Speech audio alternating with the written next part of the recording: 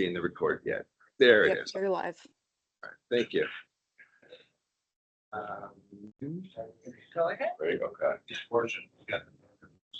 This is Commissioner Quinn T. Berry calling this session of the ADW Committee meeting to order. It is Thursday, May 21st, 2026, and time by 10:34 by Connie's computer. We will start with our first order of business, which is roll call. Oh, Micah, you. Sure, I'll call the roll. Chair Berry, Present. Commissioner Dr. Stein, Present.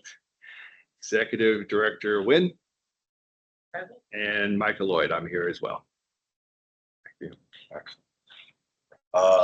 First order of business is a review of the ADW renewals. I believe that's Micah. Yes. Mr. Lloyd. Thank you, Chair Berry. In anticipation of this afternoon's commission meeting, I have prepared reviews of all ADWs currently up for license renewal.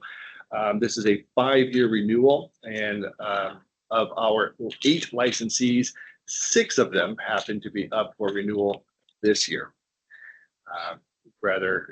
It's not a record. I believe we've had previous years where more happened at once, but this was a fun experience for me.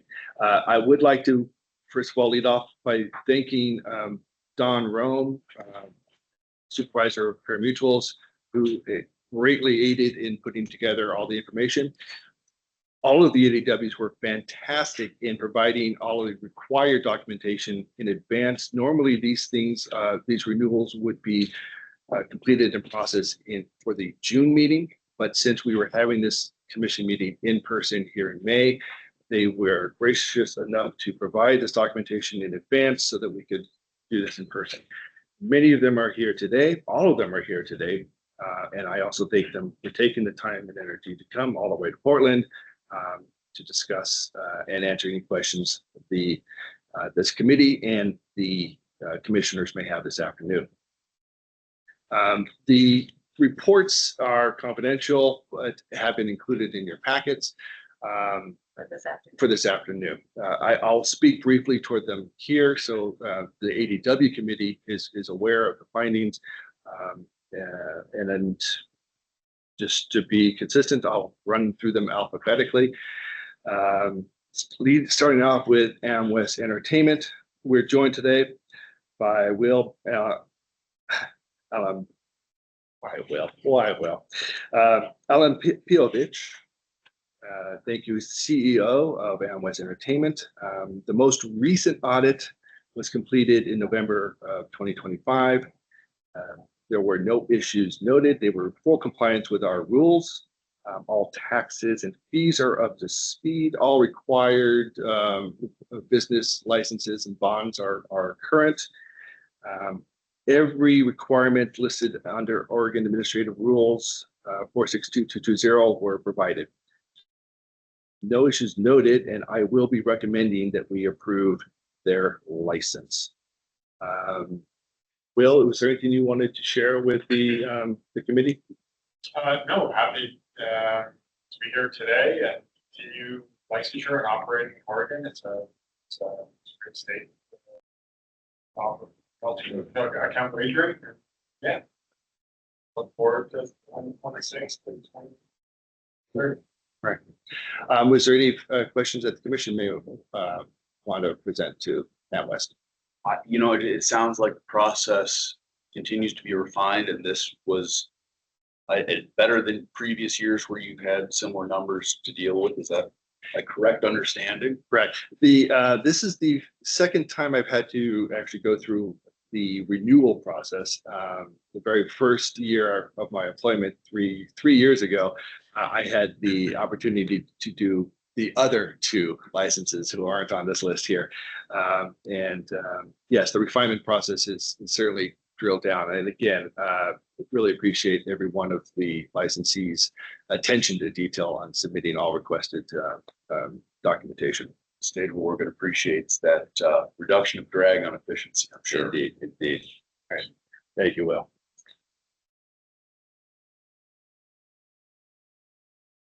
Moving on. Next up on my list is Churchill Downs Technology Initiative Company, and we're joined today by Andrew Silver. Churchill Downs was last audited also in November of 2025, and similarly showed full compliance with the ORC's administrative rules and Oregon's revised statutes. All taxes and fees were paid, all business license requirements, bonds are current. I have all requested information received. The staff licensing has been verified.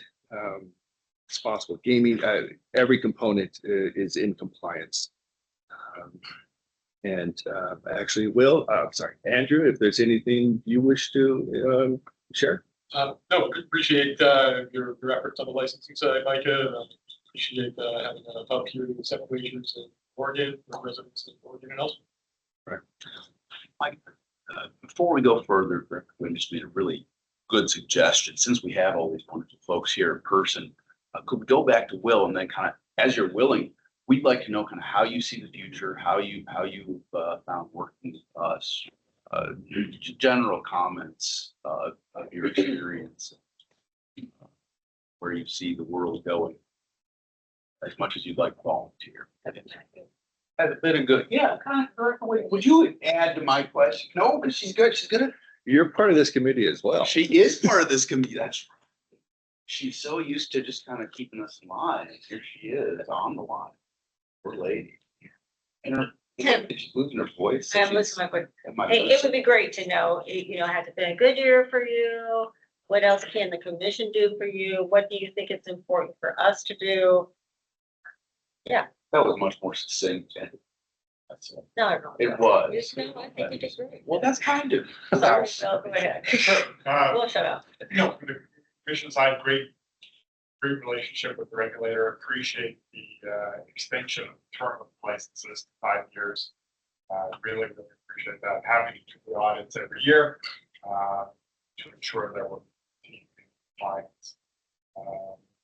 I would propose any changes on that relationship. Feel it's gold standard in the industry, and I'm sure you'll hear that from everyone else on the ADW side. From the ADW side, our business, we're excited for 2026 and beyond. Getting some good customer engagement and retention of some of our promotions. So we pivoted a little bit on what type of offers we offer our customers, and we're seeing a lot of positives from that. I'm not sure if the industry itself is creating new horse racing customers, but if people are interested in horse racing, I think the hamburger is a great option for them. And we're going to continue to try to engage with them and incentivize them to be better bettors.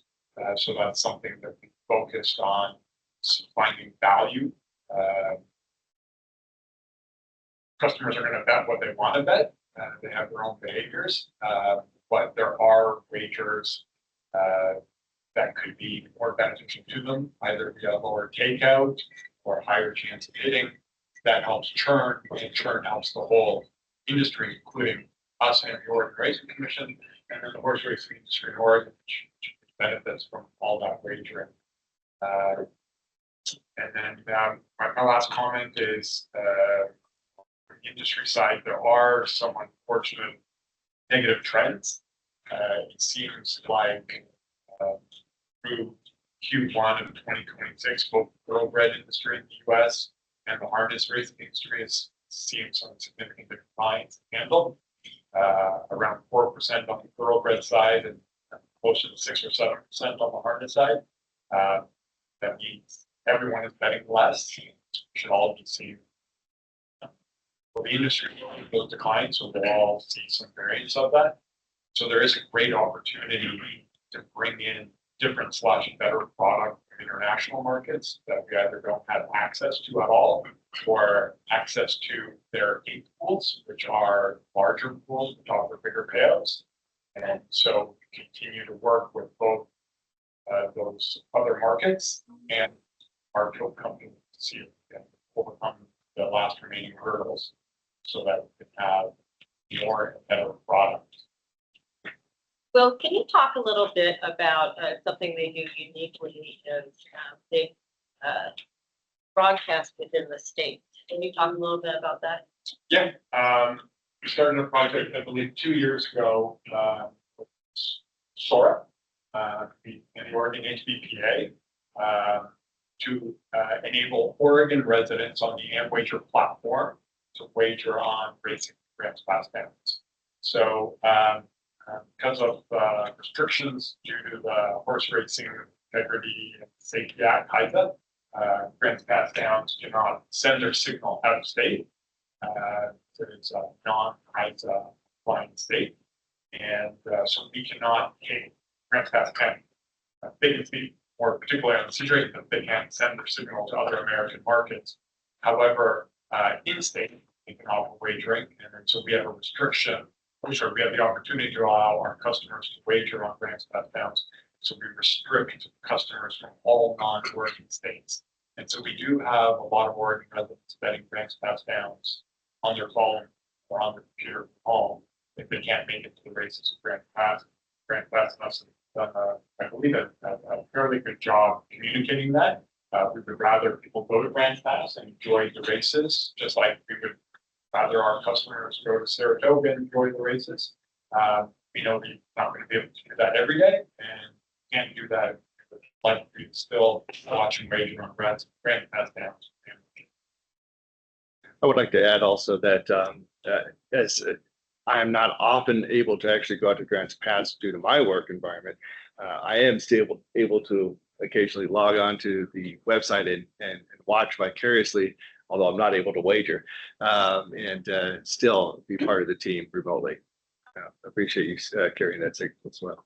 Well, the other tracks in Oregon, have you had discussions with them on how to get their signal? Not directly. We've mentioned it in other group settings that we would be happy to extend it. Video is an issue. So we can offer wagering without video, but it's not going to be good wagering. People want to watch what they're wagering on. So if the racetracks could offer some form of video streaming, we could then take that same signal and offer it on our platform. And I would say that's the last main hurdle. And we'd be happy to have those communications and pay very fair and appropriate host fees for the friends to do it, make sure that that racetrack benefits. One other question, and I don't know this, foreign, let's say Canada, are they under the HISA restrictions? They are not, to the best of my knowledge, but we don't have Canadian customers, but they could potentially, I think, reach out to Woodbine and do something with Woodbine, which essentially now runs the whole Canadian market. I think make an introduction, but you have your own. Yeah, we've looked into it. It's just, it's cost prohibitive at this point to do that. For what I've researched with what our potential handle would be based on what it costs us to do that. So at this point, we're not quite there yet. And we've looked at other markets, looking at Australia, different places that we might be able to send our signal to outside of the States. And same type of thing. Just at this point, it's just it's cost prohibitive.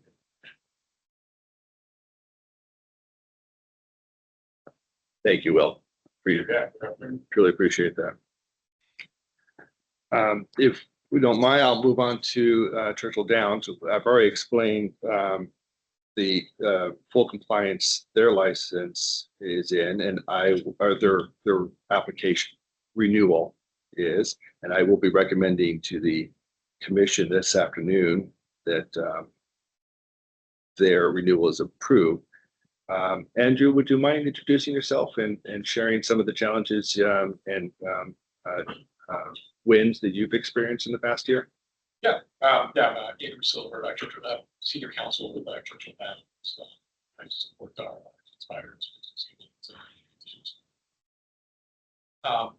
And I think I previously noted, very happy to be doing business and having a helpful team here.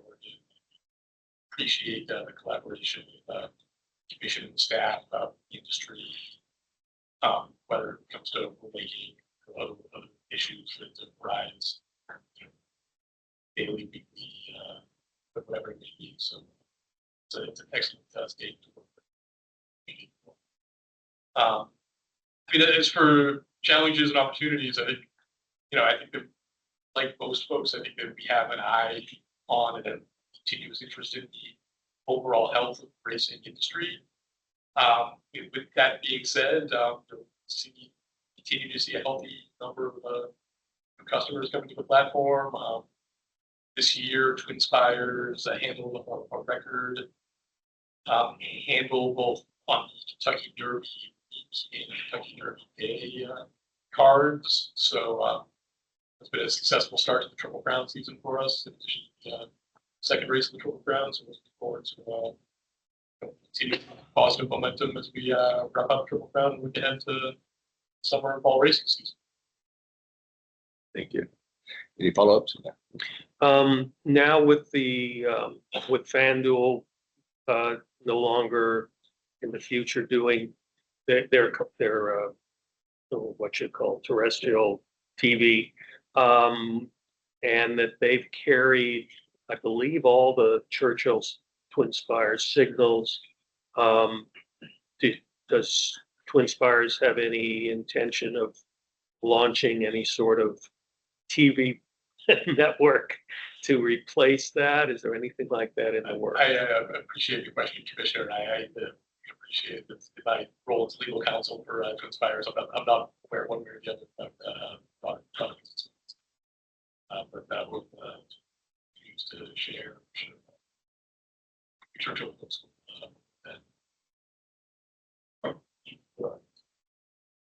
Anything else further? Nice answer. Broader horse racing, horse racing as an industry. How do you see that in the larger economic context? There's a lot going on right now. As Bill mentioned, a 4% decrease in the thoroughbred industry. Is that something that's on your radar as far as the future? Yeah, definitely. I mean, I think that we see it. Hard to know exactly what to attribute that to. I think that in recent years, early in the year, we'll mention just there were quite a few cancellations and loss of race cards in various parts of the country. Just due to weather and other incidents. So it could be so simple as that as an explanation. It's continuous area of concern. And I appreciate you guys being willing to speak relatively freely on these things because they are their future. None of us can fully know them, and also your opinions matters. It's direct. Wynn does her planning. I just like all the team. It's very good that you're willing to share these sorts of insights with us. Okay. Thank you, Andrew. Thank you. Truly appreciate it. Next up is eBet Technologies, and we're joined today by Billy Pasquale. And eBet has actually in the past year launched another site under their license, Monmouth Bets. So to be commended for that. Their last audit was completed in March 2026 internationally. All the financial components are up to speed. All of the regulatory requirements are checked off. Full compliance, and I will be recommending approval of their license renewal. Billy, I invite you to share your wins and introduce yourself, if you don't mind. Billy Pasquale, General Counsel and Head of Regulatory Affairs for BetMakers, which is the parent company for our licensee eBet. I want to thank the Commission for their time today, especially Mike and Connie, for all your guidance over the years, not just through this process. I don't think it's news, we're a smaller licensee in terms of handle. We have our challenges and we do our best to innovate. I do think can potentially be an exciting year forward for us. We did just get our new platform approved, which is GTX, as well as Monmouth Bets, which is a new affiliate, although I know we're changing that word. So I think the future could be bright. We're constantly trying to innovate where we can. Again, we have our challenges, but I think with the rollout of the new platform, giving punters new information, more information that makes more sense to them, I think we're having a really good crack at that, and hopefully it pans out over the next 6 to 12 months as we roll over most of our affiliates to the new platform. I always tell an Australian-based company when they use the word punter. Right.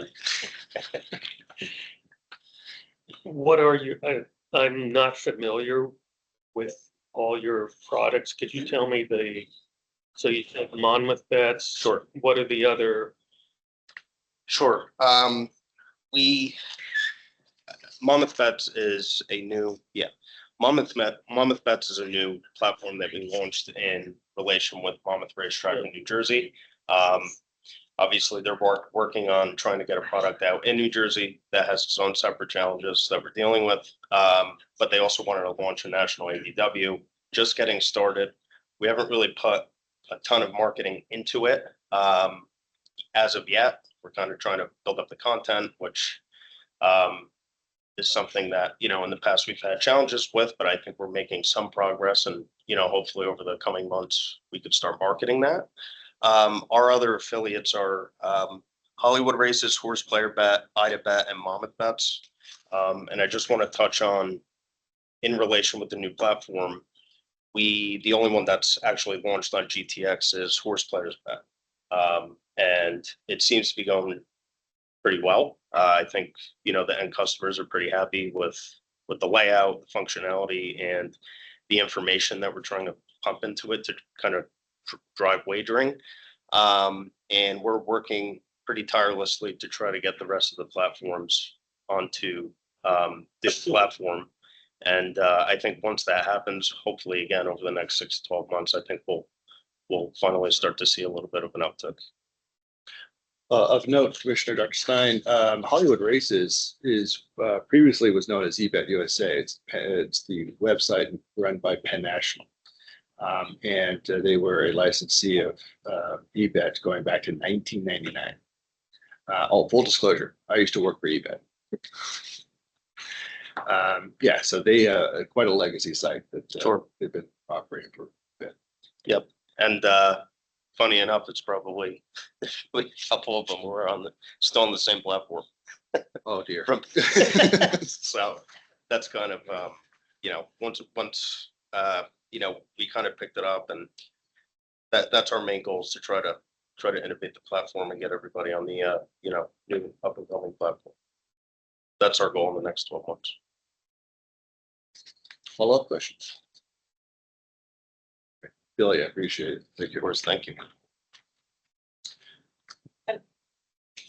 Okay, note on the agenda, we missed a point. I apologize. We need to approve the agenda, and we also have an item to add on. So I would like to ask, and I apologize that wasn't on the agenda, I see. We would like to add a brief discussion on AI to the agenda if you so see fit. I think that would be a great idea. Like a motion and a second, if possible. I'll give you a motion. Okay, we have a motion Second. and a second. So moved. Yeah. All in favor? Yeah. Hi. Oh, sorry, all in favor. Opposed, nay. So moved. Okay, great. Sorry. for that. No, that was good. Thank you. All right. Naira Bet LLC we're joined today by Melanie Frank up here. Also, the most recent audit was completed in October 2025. All fees and taxes are up to speed. All licenses and bonds at the state level are current. All requested documentation has been reviewed and approved by the staff, and based upon all the information received, I will be recommending approval of their renewal.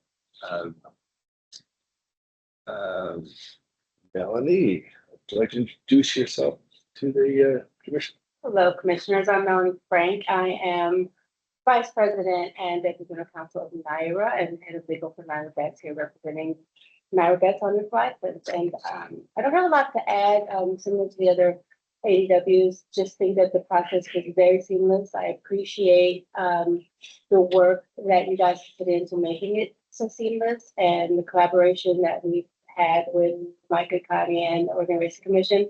It's great, and I think it is the gold standard, and I hope that other jurisdictions look to doing more than annual licensing as opposed to us, having to do every year in some other jurisdictions. I think this is a better approach because things don't change that often, and to have something, we can always update you if there's changes, but I think this process is something that other jurisdictions can pick up on.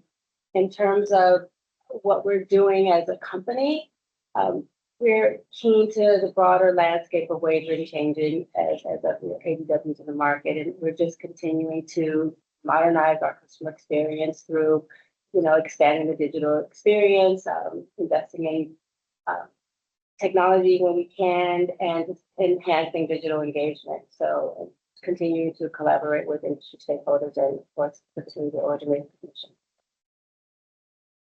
Thank you.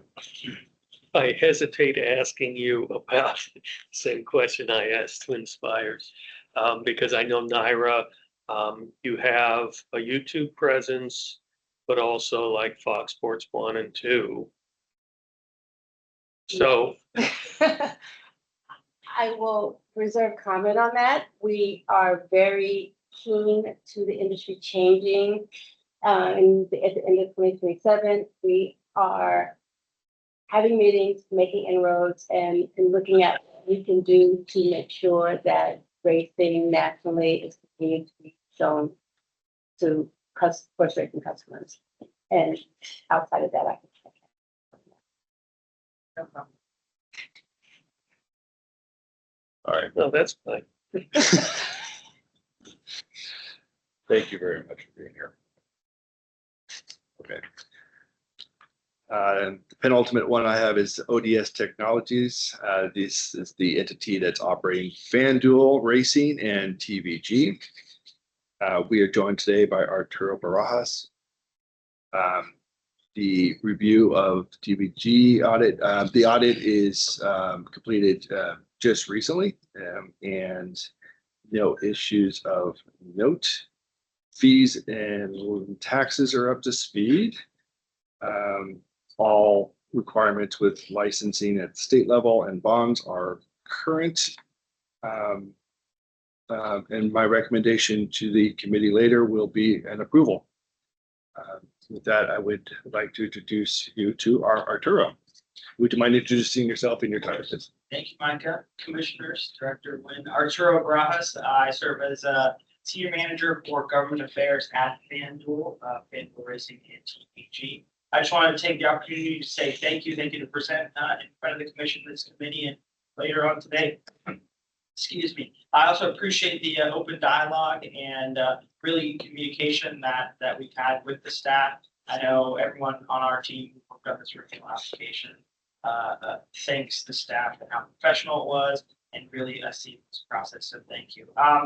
We were committed to our products going forward, and I know there's you've had questions about challenges and opportunities going forward. I just really want to go back to and really underline that working with the staff in this sort of open and transparent conversations will really allow for all those to be done successfully. So happy to answer any questions that you have. I bet you know where I'm going. Actually, whatever your business decisions are really has nothing to do with us, except where it may affect the handle. I assume that your company has done research into seeing how it affects the handle and not just the revenue of the company. Is there any comment you can actually make regarding that? Good question. I don't have a comment. Frankly, I don't know what that answer would be. I can tell you that it was not an easy decision, one in which there was a thorough review, as we looked at the investments needed in that linear, network, and ultimately, excuse me, made the decision that we did. So, well, I appreciate the question. I don't have an answer for you, but I'm happy to talk. Thank you very much, Arturo. Thank you. And then the last one on my list is ExpressBet LLC. Most recent audit of ExpressBet was in July of last year, and no issues were noted. All requirements at the state level have been confirmed. All fees and taxes are up to speed. And I will be recommending approval to the committee later on this afternoon. We're joined today by Jean Chabrir. Jean, would you like to introduce yourself to the committee? Gene Schreier. Chabrir. You almost spelled Will's name right. I was impressed.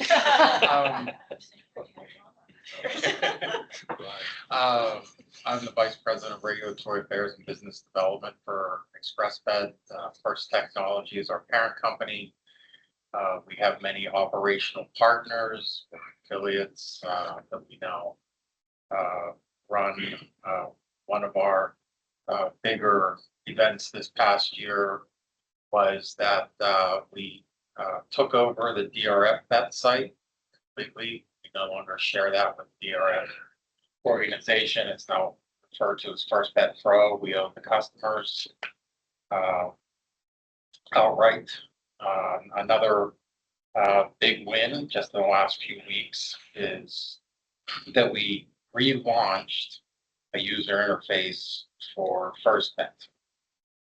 It is state of the art, sleek, much easier to use.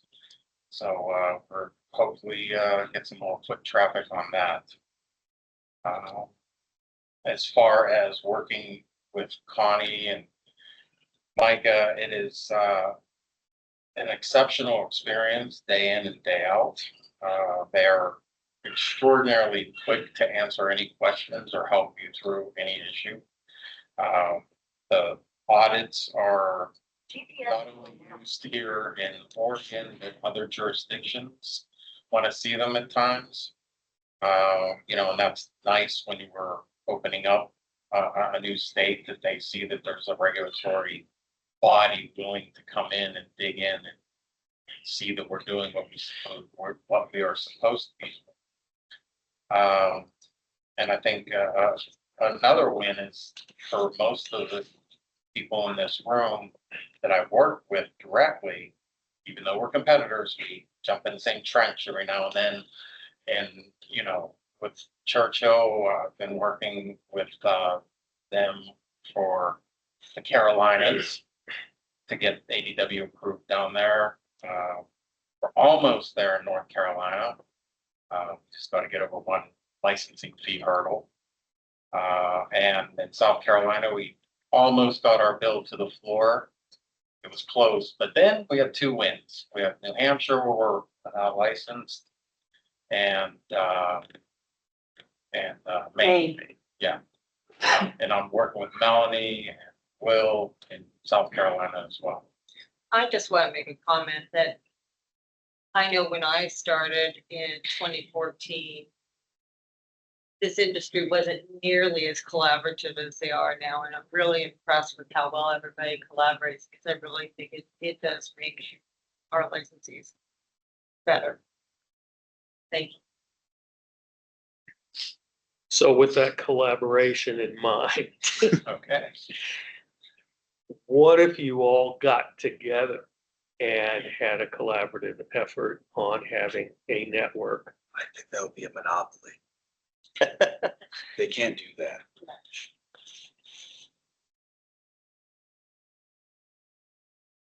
Sharing, I don't know. They have to be careful. They have to compete. Except for, can't hold. I'm sure they could figure something out. They can share on, they can share on messaging, bringing a more positive spin to the industry. So I'm still kind of the new guy at the table, and I really appreciate that. Someday maybe I'll be full of opinions. Right now, I'm just still kind of summarizing my head and getting the lay of the land. 2.5 years doing this, I'm still summarizing the lay of the land. It sounds to me as though all of our affiliates and whatever we're calling in the future are dealing with the challenges of business in the global market. Enjoy having Oregon as a home.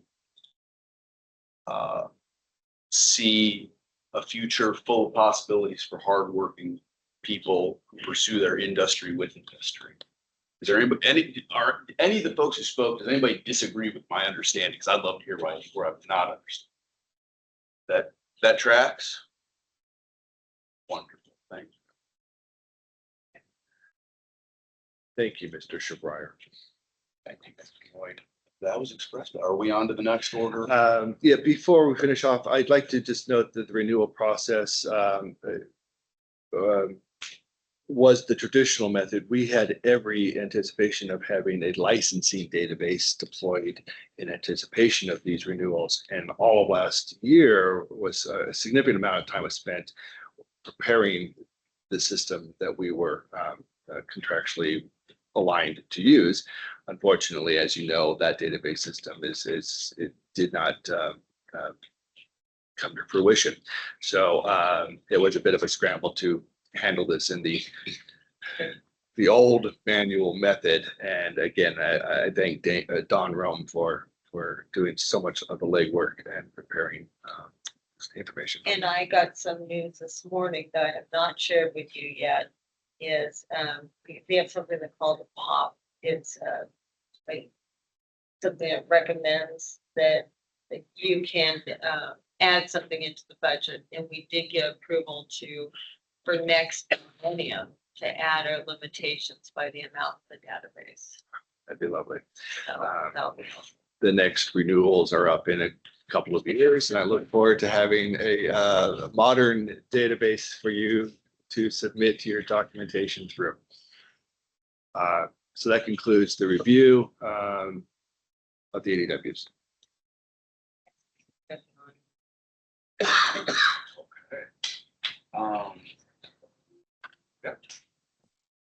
So next order of business are individual, wait, the individual ORC license requirements. Yeah, and you came in, I think, in that meeting. During the meeting. Yeah. Yeah, so just to give you a revamp of this is that we have more work to do on it, but we got a good start on it. We're going to be bringing this to the commission. The biggest thing is to better define PII, and since we're in on some of it. I don't know that there's any more public comment on this at this point. We just wanted to make sure you're aware of it. We weren't sure that either one of you would be able to make it to the other meeting. So I think that's what I'm saying on it. Thanks. It's good. I'm glad that everybody recognizes how important it is to get the wording of these things right, so there's no confusion on the back. You don't want to spring surprise on people. Everybody understand everything that's in writing. And we make a lot of, I can't tell you how many times we think we have a great idea, and then we get all the people together and realize that we were wrong. And we own that. Yes. But we don't know unless we try. So, and I want to thank everyone for continuing to educate us as we go forward. Okay, so this next item, harm mitigation within the industry. First, I want to say, I've been asked, how did you get to be a commissioner? Oh, sorry. No, please. Oh, how did you get to be Commissioner Barry? And the short answer is, I saw an opportunity and I submitted an application, and I have a mental health background, and I've treated a lot of compulsive behavior issues in my professional life. And so this is an issue that is very important to me. I wouldn't be here if I didn't think our ADWs were working hard to mitigate the harm that could potentially happen with compulsive gambling. There are other ways people can wager that I don't think people are working as hard to provide safeguards as our ADWs are. And really, I wanted to provide an opportunity for the ADWs to discuss what do you guys do to protect the wagering public? Because not everybody is doing it, and that concerns me greatly as a person who has treated people when things go too far with what starts out as a good time. If you don't mind, as part of the application process for DraftKings, which was approved a couple of months ago, I had the opportunity to audit them in depth at one of their locations in Vegas. And Alex DeVito is in the audience here, who's also the operational president for DraftKings. I'd like to invite him up here to share with them some of the amazing things that I saw that they were doing at DraftKings with the integration of their core product along with the racing.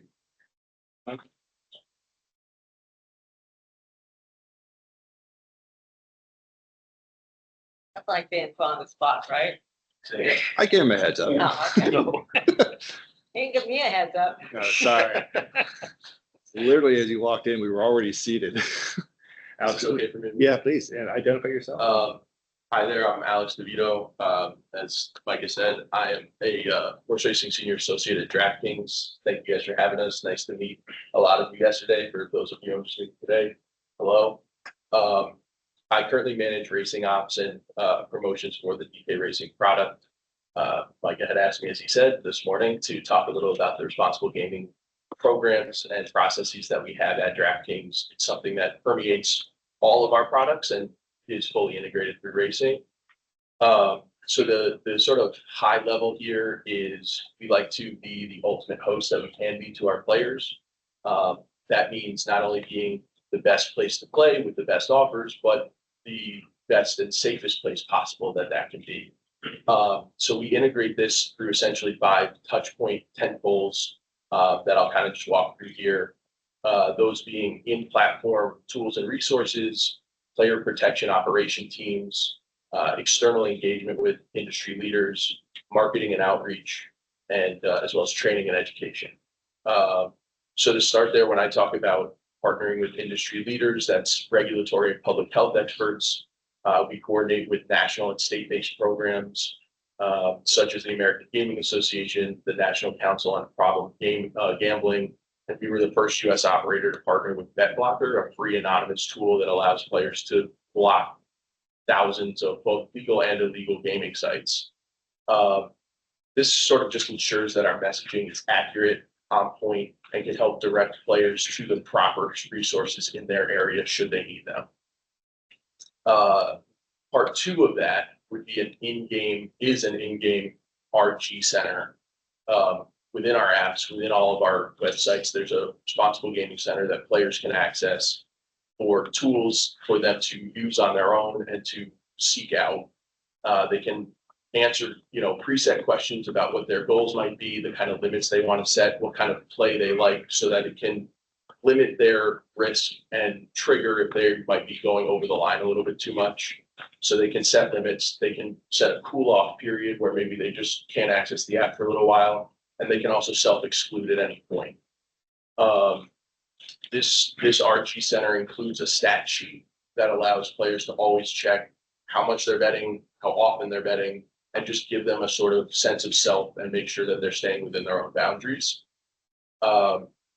Sort of partnered with that, I mentioned our responsible gaming ops teams. So there's a team of people who run this program. It is what their job is. So I'll just say totally transparently, I'm certainly not the expert.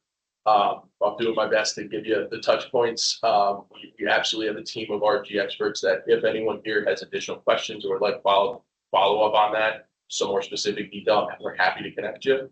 But they are in there all day. This is what they're there for, to have support for our players and to monitor things like going against self limits that players have set. If there's spikes or unusual play, that can set off an alarm.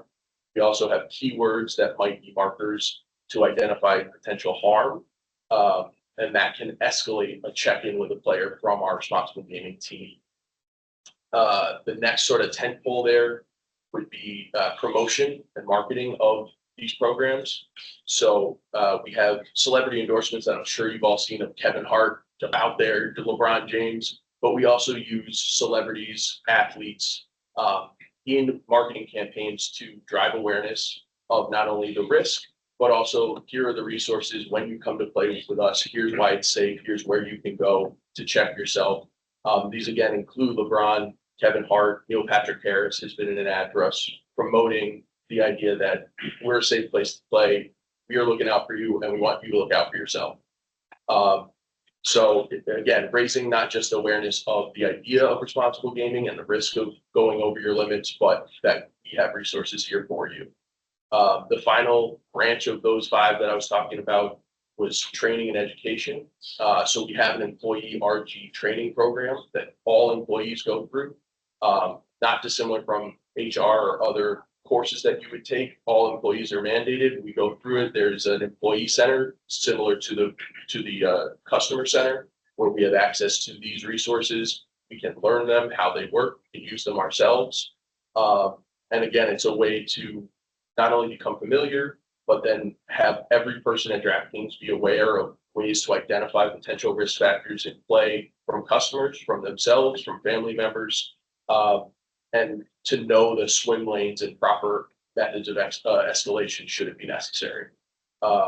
So again, I kind of sped through that, gave you the touch points that I know, but happy to connect everything with those teams if there's more specific questions that people don't feel like totally nailed. I'd just be curious to know, and you may not answer right now, but I'd be curious to know how you guys measure customer engagement with these tools. As in, what percentage of your customers are using them and how much are they? I definitely don't know the specific numbers, but I'm confident it's the same as we know how many people are going to a specific promotion or to betting on a track. There's the data tracking off of the app.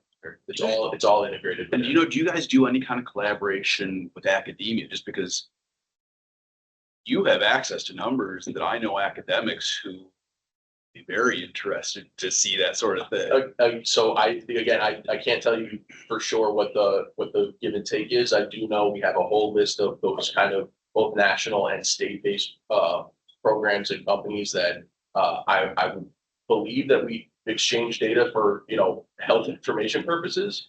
But I'd have to connect you with the team specifically to get the details. Thank you very much. Yeah. Absolutely. Thank you guys for having us. Thank you. Yeah. Great job. I am proud of all of our ADWs for the work they do. I know that ExpressBet was early on with many of them with the changing their system to accommodate different types of self-exclusion. Myself and Cameron. What year was that when we did that presentation? I don't recall, but it wasn't that long ago. It's before I was a director, so it wasn't real recently. Anyway, we did a presentation to a gambling, what's the name of the association, do you remember? The National? Yeah, we did a presentation to them about the tools that they have and what we do as regulators, and they were really impressed. But a lot of cool things. And I want to say that Gameplay Network has really been early on some of the things that they've come up with. I don't know if they want to talk about it at all, but they've been great. Well, from the beginning, Come up to the, And identify yourself. yeah, identify yourself. For the record. The intimidating thing and a lot of Identify gravitas. yourself for the record. Cameron Benjamin, Vice President of Player Operations at Gameplay Network. So to continue to answer your question, And just how long have you been working on the responsible game? I mean, I think that's important. Start 2013. 2013, when we first got approval for our operating plan, with the ORC, and this was part of that plan from the beginning, to have the tools that safeguard and protect the experience that the players have on our site. So, people do this for brand reputation. People do it for different reasons. This is just solid business practice. It's important to a lot of our employees as we build the company to see that we led with that. Their protection being part of our business. We continue to have annual and quarterly trainings for operations staff, and it's front and top of mind. Thank you very much. Questions?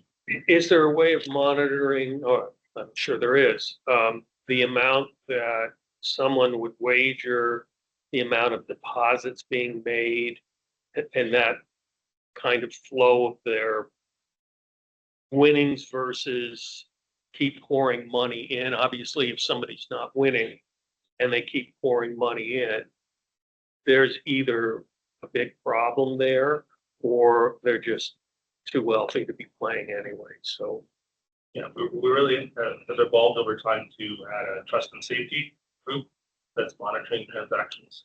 So when there's deviation of the pattern of play, then there's alerts and there's things that we can look at and say, okay, well, things are changing one way or the other. Let's go see if this is a good time to do a wellness check and some outreach in a non-invasive way, or if there's some other action to take. Thank you so much. Thanks, Aaron. Thanks. Anything else, anyone else want to speak towards their RG side? John did. Jane? What we did is, at Express Med, York came up with a kind of a series of steps, toward, limiting player funding, giving timeout periods or, cooling off period, and then, self-exclusion, like 1 year, 2 years, or life.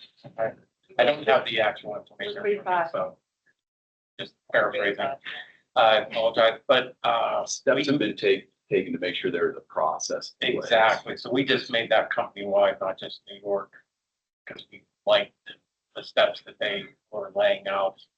And this was some time ago too. Yeah, so, I mean, that it's right there, it's easy to follow. And it's in our rule too now, but it wasn't. That's part of what helped us. Sort of that along. Yeah, all of our customer service facing people do go through an annual refresher training, no problem. I really appreciate you guys all coming and talking about this. I had a colleague recently, a healthcare administrator. He was talking to me about how his son, who is a minor, a teenager, is regularly being approached by prediction markets to engage in wagering. Oh, I'm really glad that even though some people might not see the difference between one kind of wagering and another, that I'm with the ORC, and the ORC definitely sees that would not be appropriate. That wouldn't be okay. I think it's important that you guys get a chance to highlight how you're working to protect consumers when parents around me, I'm a parent, parents around me are telling me that their kids are being courted in what I consider to be a predatory manner. I don't like that. So thank you very much, folks. Yes, go ahead. I would say that in addition to, we incorporate obviously being a New York-based company that is standard, we just recently decided to have our RG policy be a part of our onboarding. So it's part of our HR package with all employees, not just customers. That's a change that we. Really glad to hear that the industry. Go ahead. At the direction of the commission, when I started here so long ago, it was, the mandate was clear that the focus on RG, and I took that to heart. And it is a significant component of the audits that have performed in the year review of that. And I enjoy seeing the incremental improvements and raising the bar year over year. I don't think we would be serving our mission if we weren't thinking about protecting consumers. We have obligations to all these stakeholders that we get to meet, enjoy. And it's very important that we protect as much as best. Last one is the additional item of artificial intelligence, and I'll take that. I happen to be talking to some of the ADWs recently and learned that there is legislation beginning in New York. I would rather not have to explain it because I will butcher it. I'm wondering if Churchill Downs or Naira might want to come up and talk about that. If not, I will try and I will do a poor job. I'll summarize it. I'll try my best to summarize it very briefly because I don't have, it's a proposal regulation, so it's not even into the notice and comment phase, but so there's a draft of sorts that's been left. The New York State Gaming Commission.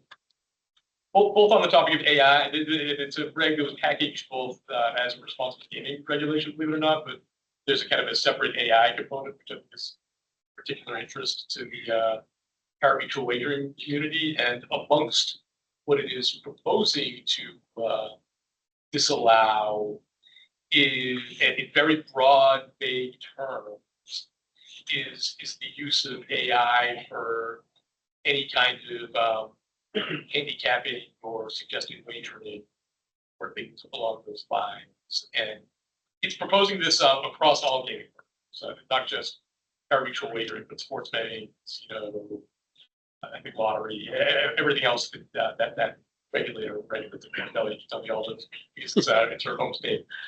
But I think that I'd be piling on the RG side to what everyone else said. It's something that Churchill takes seriously, and I'm not going to reiterate, but many, if not all, of the same steps that our peers take on the RG side of things.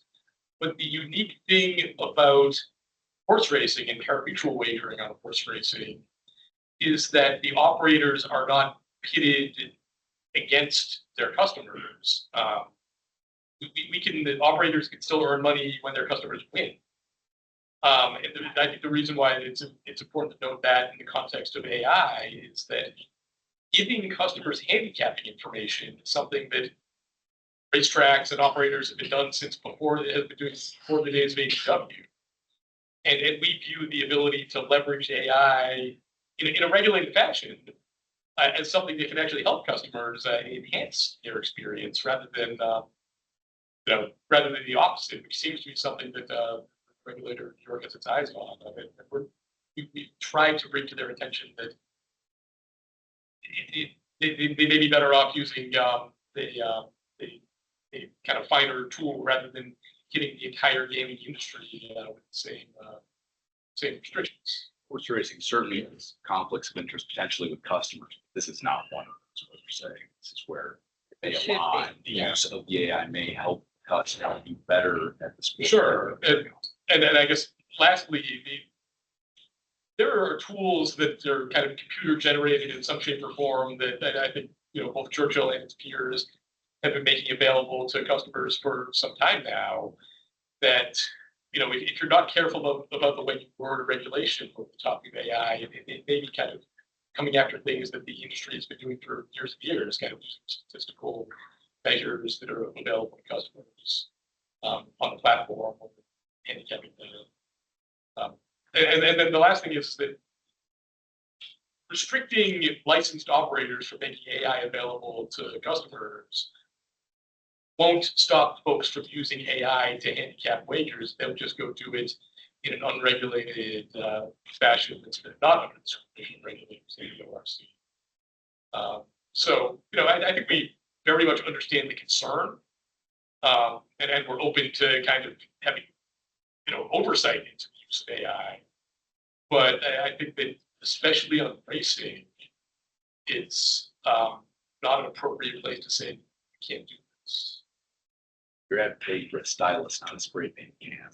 I was looking for the right metaphor. Yeah. Is this related with CAW? I don't. I would say that CAW, it doesn't apply to them, but it gives the average wager a leg up towards the CAWs.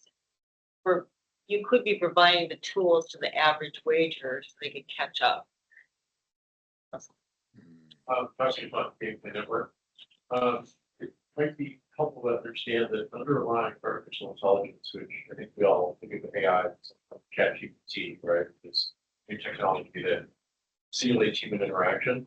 But what essentially drives that is the machine learning, which are algorithms that look at data and try to find solutions that are closer and closer to their objective. CAW has been doing that for years. That's why there's a bit at it. What we have here is you put that in the hands of players, because we've all seen in the industry, the individual players are at a disadvantage because a person can't have a data analyst to see them, So I think actually this does affect them, but perspective of really empowering players to put in disadvantage. That's your problem. As Andrew was pointing out, weakness of their mutual is the operator has no benefit from anybody using, right? We are merely there to make this fair, equal, and fun for everybody, right? Our goal is that everybody has a good time and plays because everybody gets one another. So this is a situation where I think this tool, from a perspective of helping people make good decisions, really just empowers people to play themselves to be more effective, to put the product more without having disadvantages and to take advantage of it, such as an operator that think this is more.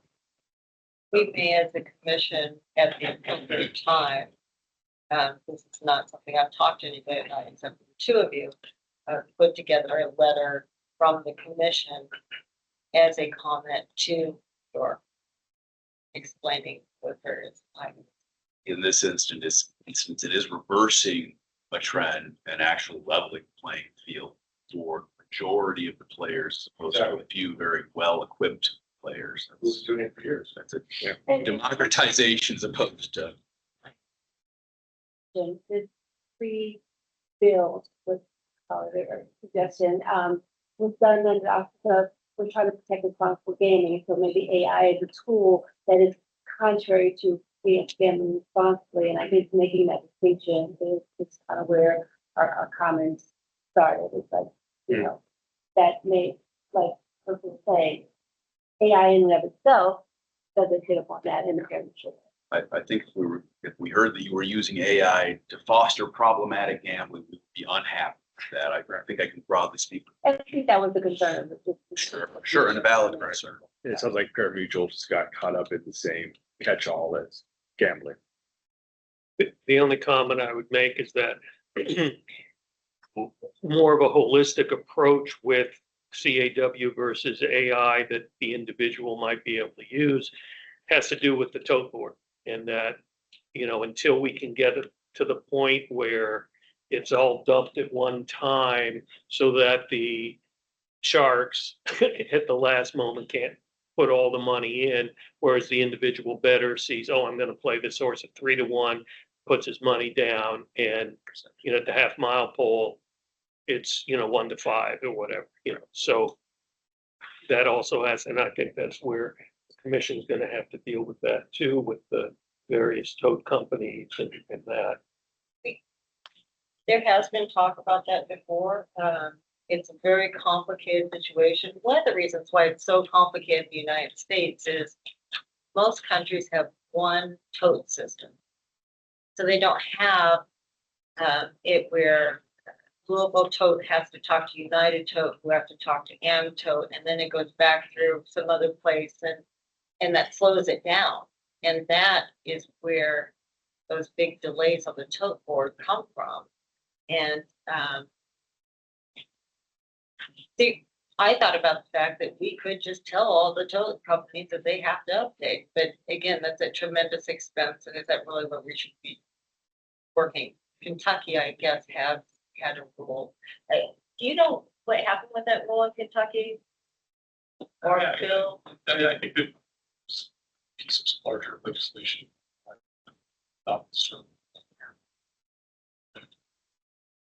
So it's complicated. I'm surprised more ADWs haven't built their own totes. Something boring putting their back. Let's just let that float out there for a little bit.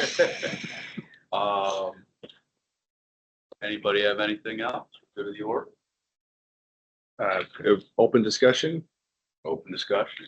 Go ahead, Rod. And public. Oh, and that, please, Public comment. public comment. Okay, so open discussion. Will Okay. Rod, will you, it's public, okay. Wait, We don't have public comment on here, so we're going to call open discussion, public Okay. comment. Rod, please identify yourself for the record. I'm Rod Lowe. I'm the CEO of HRA LLC, the Horseman Racing Group. I'm president of Southern Oregon Horse Racing Association, which is a nonprofit fair meeting. Connie, we started a program and Bonnie has allowed me to kind of talk about it here to our ADWs. A little bit of background to start out with. I've been racing horses since 1988 at Grants Pass Down. I raced my first horse. Raced in lots of other jurisdictions since. And I've been involved in horse racing at Grants Pass, and so I have a dear passion for it. And I was a general contractor by trade, but worked running horse races voluntarily for several years. And then in 2019, when Portland Meadows was going down, I went to Travis Borsma at Brothers Coffee and asked him if he would be willing to create a new commercial race meet at Grants Pass.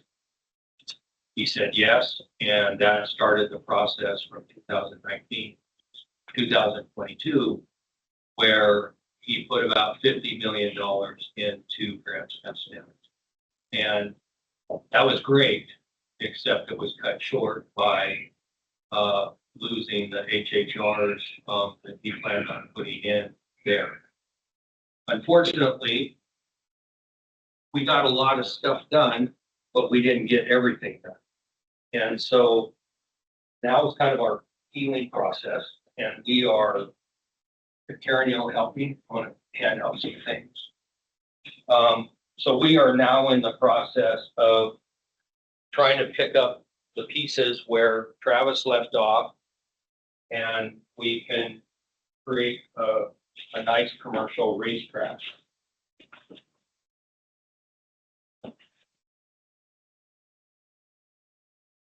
And the only way we're able to do this is through the community, through Partners in Racing, and through a donation page. So what we've done is we've put together a whole program of what we want our racetrack to look like. If you go out at our grandstands and you look out from our grandstands out into the racetrack itself, it's a beautiful sight. It's gorgeous. We have a great background that we have of the track. We have mountains behind us that are green hills with trees on them. The track has been widened and lengthened to be able to run races. We only have a half-mile track, but we were able to run 6 furlongs out of the chute. And so we've increased what we can do there. The whole inside of the racetrack is all soccer field. It's very unique racetrack from what most racetracks are. So what I've asked Bonnie to let me do today is present our vision of Grants Pass Downs and ask for any help that you might be able to do through your companies. Like I said, we're doing a statewide, worldwide program to try to do this.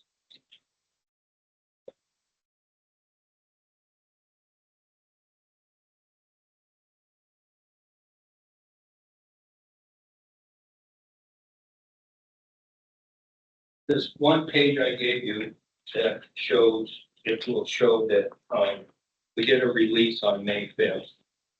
And it talks about what the vision is. And we're partnering with the OHPBA, we're partnering with our fairgrounds and our community. And if you go through this page, there's a website that's donate.racingontheroad.org. That page will also bring up all of this, all of these brochures and pictures of what we're planning on doing. We're basically trying to renovate the whole front side of the grandstands where people enter. Parking lots need to be redone. We have a room that's about this big that houses 15 jockeys at one time. We need a new jockey room. We need a state-of-the-art jockey room. We've worked out of a double wide trailer for 50 years to house jockeys, and we've renovated it. I put a new roof on it last year just to keep it from leaking, and it's been in bad shape. Travis had all these ideas originally for us to do this in phases. We did the racetrack, and then he built the Flying Lark to do 250 HHR machines, and that got shut down. And then that's when he quit. He said, "I'm done." And so we didn't get to finish the front of the racetrack or some of the barn areas and some of our office areas. It's a big project. I don't know if we can do it or not do it, but we certainly are going for it. And we're going to do everything we can between grants and donations to build Grants Pass racetrack to a commercial standard racetrack.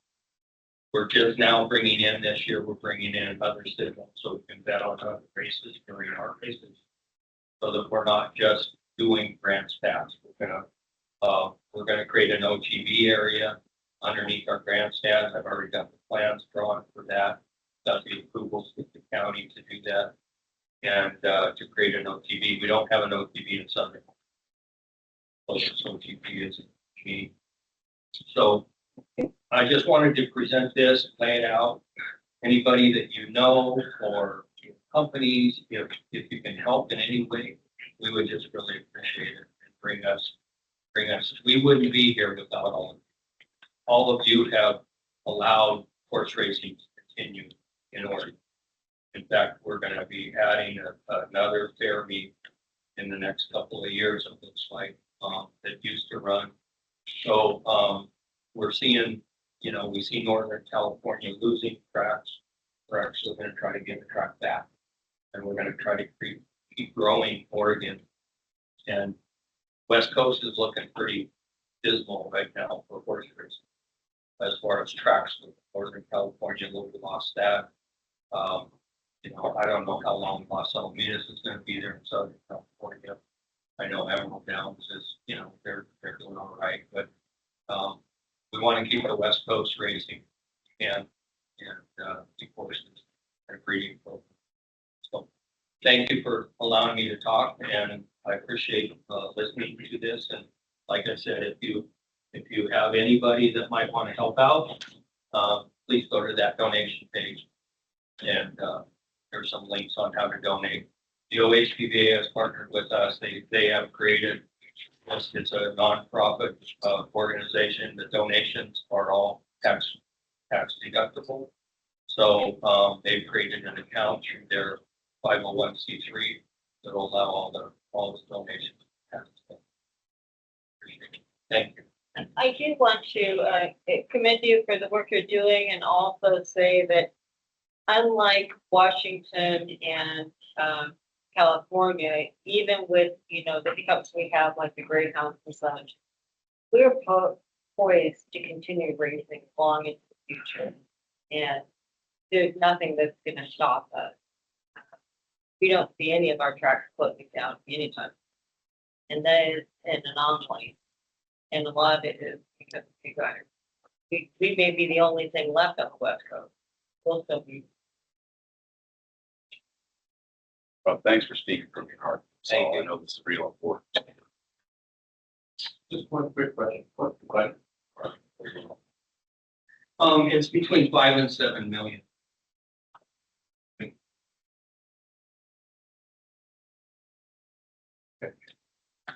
Other questions, concerns, public comments, stuff for the good of the order?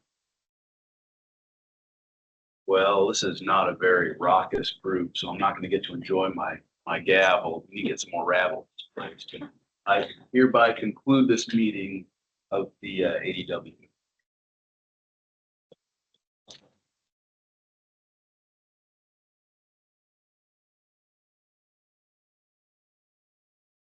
If you said you're mad,